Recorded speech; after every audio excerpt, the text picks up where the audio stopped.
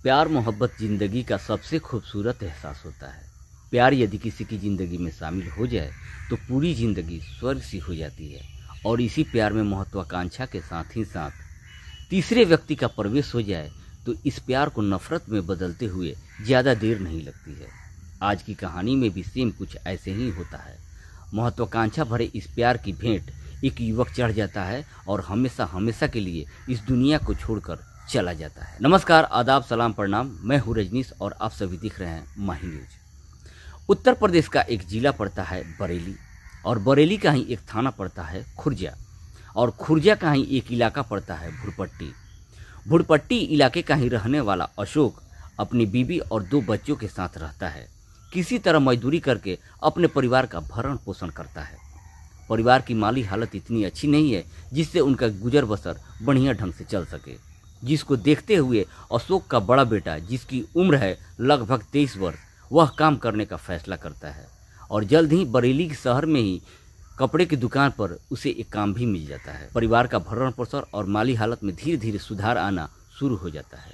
1 दिसंबर 2020 को अन्य दिनों की तरह योगेश दुकान पे काम करने जाता तो है, लेकिन दोबारा कभी लौटकर वापस नहीं आता है।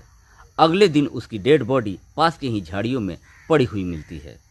डेड बॉडी देखकर वहां पे काफ़ी संख्या में लोग इकट्ठे हो जाते हैं और इसकी सूचना स्थानीय थाने को देते हैं।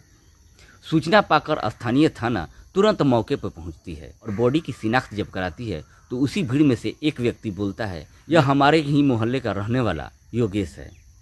पुलिस तुरंत योगेश के परिजनों की इसकी सूचना देती है। परिजन रोकते बिलखते हुए घटनास्थल पर पहुंचते हैं। पुलिस परिजनों से पूछती है, ये किसी प्रकार की आपको दुश्मनी थी या योगेश को कहीं से धमकी मिल रही थी या योगेश पिछले कुछ दिनों से बेचैनी महसूस कर रहा था।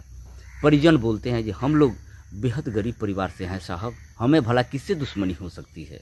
पुलिस जांच प्रक्रिया को आगे बढ़ाती है और वहीं घटनास्थल से ही योगेश का टूटा हुआ मोबाइल बरामद करती है। जब मोबाइल का CDR निकालती है तब पता चलता है कि उसमें से एक नंबर ऐसा है जिस पर योगेश लगातार कई वर्षों से बात कर रहा था और जिस दिन यह घटना घटी थी उस दिन भी अंतिम कॉल उसी नंबर से आया था। पुलिस जब उस नंबर की पड़ताल करती है तो पता चलता है कि उसी मोहल्ले की रहने वाली उमा शर्मा के नाम से रजिस्टर्ड है। पुलिस तुरंत उमा शर्मा को थाने बुलाती है और पूछताछ करती है। शुरुआत में उमा कुछ भी बताने से इनकार करती है, लेकिन पुलिस जब सख्ती से पूछताछ करती है तो आखिरकार उमा अपना जुर्म कबूल कर लेती है। दरअसल उमा और योगेश एक ही मोहल्ले के रहने वाले थे। एक दुकान पर योगेश की मुलाकात उमा से हो जाती है और दोनों में दोस्ती बढ़ जाती है और दोस्ती के साथ ही दोनों में नंबर एक्सचेंज हो जाता है और अक्सर लंबी बातें होने शुरू हो जाती है। बातें इतनी आगे बढ़ जाती है कि दोनों में प्यार हो जाता है। धीरे धीरे योगेश उमा के घर आना जाना शुरू कर देता है।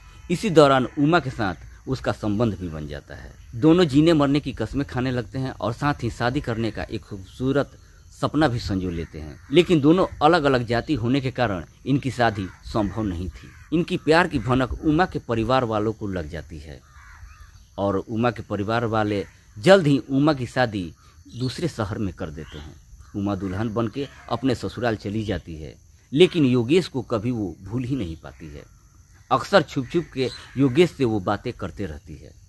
एक दिन उमा का पति उमा को बात करते हुए रंगे हाथों पकड़ लेता है। उन दोनों में काफ़ी कहासुनी होती है। उसका पति उसे काफ़ी समझाता बुझाता है, लेकिन वह नहीं मानती है। इसी दौरान उमा को एक बेटी भी पैदा हो जाती है।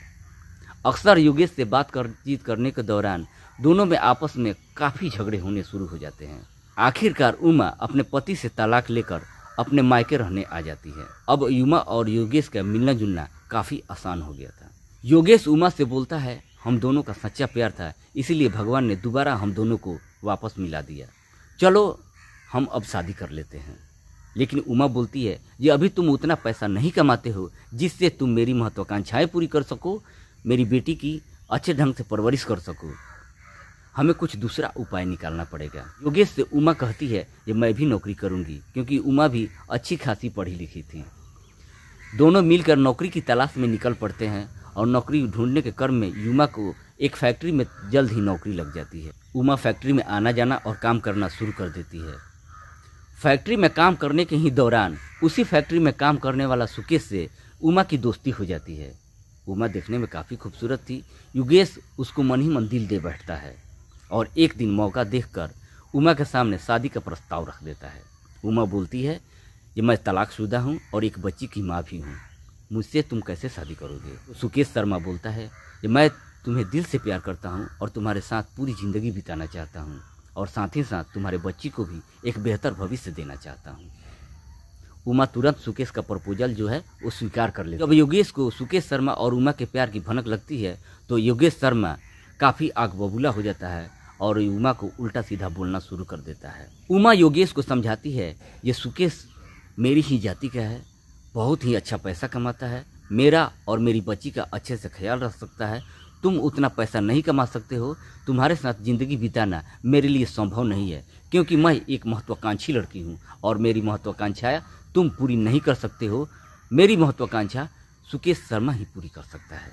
आए दिन योगेश उमा को फ़ोन कर करके लड़ाई झगड़ा करता है, जिससे तंग और परेशान होकर उमा सारी बातें अपने नए आशिक सुकेश शर्मा से बताती है और कहती है कि योगेश काफ़ी तंग और परेशान कर रहा है, जब तक ये रहेगा तब तक हम दोनों का वैवाहिक जीवन सुखमय नहीं हो सकता है। सुकेश शर्मा बोलता है कि आखिर क्या दो उपाय है। तो उमा एक षड्यंत्र बनाती है और बोलती है कि तुम मेरा साथ दो तो ये संभव है। सुकेश शर्मा से बोलती है कि योगेश को रास्ते से हटाना पड़ेगा। प्लानिंग के तहत उमा शर्मा योगेश को फ़ोन करती है और मिलने के लिए बुलाती है। योगेश अपनी दुकान पे मालिक को बोलता है ये मेरा सर दर्द कर रहा है, मेरी तबीयत थोड़ी नासाज है, मैं घर जाना चाहता हूँ, मुझे छुट्टी दीजिए। योगेश दुकान से छुट्टी लेकर अपने घर न जाकर उमा के बताए हुए जगह पर पहुँचता है और जैसे ही वहाँ पे पहुँचता है पहले से ही घात लगाकर बैठा हुआ सुकेश शर्मा उस पर तेज धारदार हथियार से लगातार कई वार करता है, जिससे घटना स्थल पर ही योगेश की मृत्यु हो जाती है। पुलिस को जब यह बातें उमा बताती है तो पुलिस भी आश्चर्यचकित रह जाती है और उमा से कहती है कि तुमने महत्वाकांक्षा में एक नहीं बल्कि 3-3 परिवार और व्यक्तियों को तबाह कर दिया। पहले अपने पति के साथ धोखा किया, दूसरा तुमने अपने पहले आशिक के साथ किया और तीसरा इसके साथ किया। तुम्हारी महत्वाकांक्षा के कारण कई जिंदगियां बर्बाद हो गई, आखिर तुम्हें मिला क्या। अब तुम सारी अपनी महत्वाकांक्षाएं जेल की काल कोठरी में बैठ के पूरी करते रहना। इस कहानी सुनाने का मकसद किसी को हैरान या परेशान करना कतई नहीं, बल्कि आप अपनों का ख्याल रखें और सुरक्षित रहें। साथ ही कमेंट करके ज़रूर बताएं कि यह कहानी आप सभी को कैसी लगी। फिर मौजूद होंगे एक नई कहानी के साथ, तब तक के लिए दीजिए हमें इजाज़त। जय हिंद, जय भारत।